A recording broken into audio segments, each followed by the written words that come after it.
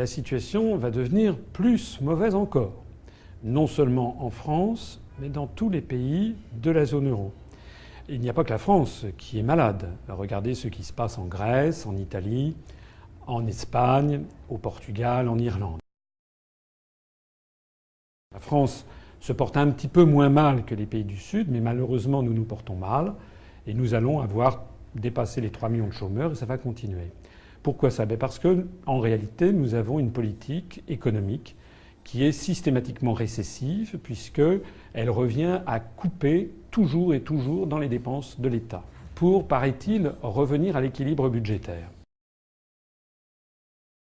Souvent, les gens se disent, puisque les États sont en déficit, il suffit de diminuer les dépenses de l'État pour revenir à l'équilibre. Et du fait de l'euro, les dirigeants européistes, la Commission européenne ou les dirigeants allemands ou néerlandais, par exemple, qui poussent à la rigueur dans les pays du Sud, poussent en fait tous ces pays à adopter des politiques récessives. Le problème, c'est que l'on a volé au peuple français tous les pouvoirs les plus importants. En matière économique, monétaire, budgétaire, fiscale, diplomatique, militaire, tout a été transféré à d'autres. La Commission européenne à Bruxelles. D'autre part, la Banque centrale européenne à Francfort qui gère la monnaie, l'euro, et qui donc pousse justement à ces politiques récessives. Et puis enfin, l'OTAN et le Fonds monétaire international qui sont à Washington et qui eux aussi imposent une politique, que ce soit en matière financière ou en matière diplomatique et militaire. D'abord, moi je pense qu'il faut que les pays respectent le droit international. Alors le droit international pose un principe de non-ingérence dans les affaires intérieures d'un autre pays. Donc la première chose que nous devrions faire, c'est que les pays étrangers devraient se garder d'intervenir en Syrie comme en Libye. La France à l'évidence, a pris parti pour l'opposition à M. Assad. Mais quelle est cette opposition ?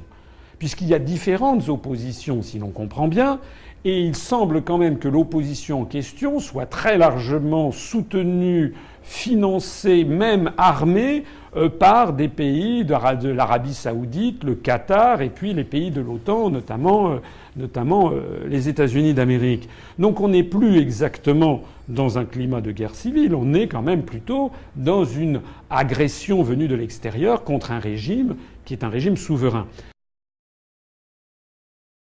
Je pense que le gouvernement français est de parti pris. Je pense qu'il ne recherche pas honnêtement et sincèrement une solution. Je pense qu'il est de parti pris. Il n'y a eu aucun changement diplomatique. Parce que, toujours la même raison que j'évoquais tout à l'heure, nous appartenons à l'OTAN et à l'Union européenne. Et donc tout est déjà décidé ailleurs. Donc normalement, un nouveau gouvernement aurait dû remettre tout sur la table en disant on va réexaminer le dossier. Pas du tout. Monsieur Fabius, le ministre des Affaires étrangères, a dit exactement comme son prédécesseur, il faut que Hafez el-Assad s'en aille, il faut qu'il s'en aille. L'Union européenne aggrave nos problèmes, elle ne les résout pas du tout. Chaque année, la France donne 21 milliards d'euros à l'Union européenne et l'Union européenne lui en rétrocède 14 milliards.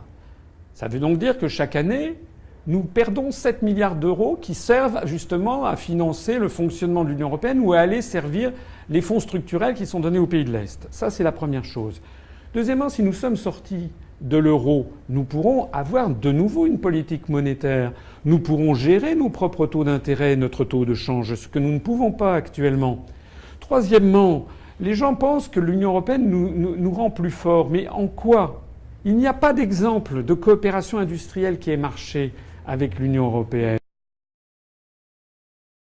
Il y a aussi une crise morale avec la construction européenne, c'est que les peuples comprennent que désormais le processus ne leur appartient plus.